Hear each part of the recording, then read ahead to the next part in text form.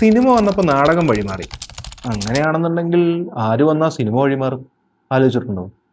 ഞാൻ എന്നാലും നിർത്താതിരുന്ന് ആലോചിച്ചു. ഒരു കാര്യമില്ല, എന്നാലും ആലോചിച്ചു. പക്ഷെ കുറച്ച് തോട്ട്സ് ഉണ്ട്, കേൾക്കുന്നോ?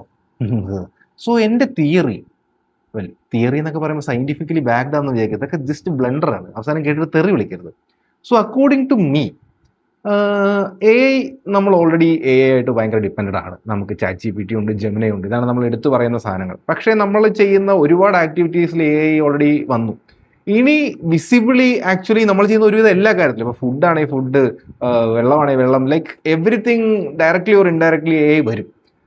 And there will be a time നമ്മൾ ആക്ച്വലി ഒരു device or something we will be carrying around, like personalised A I. നമ്മൾ ചെയ്യുന്നതും പറയുന്നതും എല്ലാം കേൾക്കുന്നുണ്ടാവും, കാണുന്നുണ്ടാവും. സോ സിനിമ, അതും സിനിമയും തമ്മിൽ എന്ത് ബന്ധം? Yeah, so according to my theory, നമ്മൾ ഈ തിയേറ്ററിൽ പോയി എല്ലാവരും കൂടി ഇരുന്ന് സിനിമ കാണുക എന്നുള്ള പരിപാടി അതില്ലാതാവും. Personalised cinema.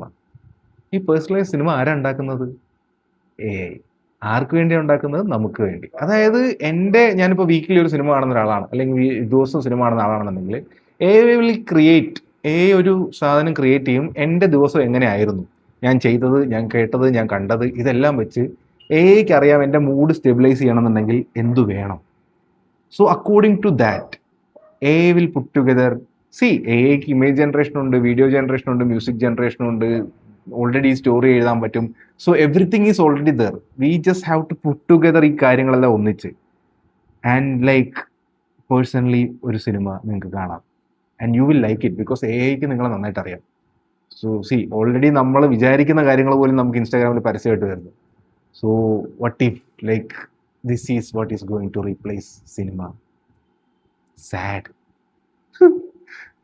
റൈറ്റർ ആവാൻ വേണ്ടി ജോലി കളഞ്ഞ ഞാൻ.